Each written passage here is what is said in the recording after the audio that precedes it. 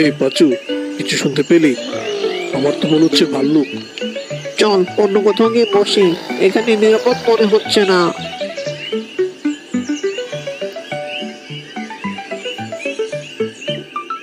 বাহ, এই জায়গাটাও তো দেখছি অনেক সুন্দর।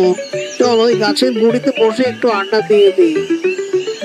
হ্যাঁ রে পাচু, তুই তো ঠিকই বলেছিস। এটা অনেক সুন্দর জায়গা, কিন্তু ভাল্লুকের আওয়াজ পাচ্ছি মনে হয়। হ্যাঁ, আমিও পাচ্ছি রে।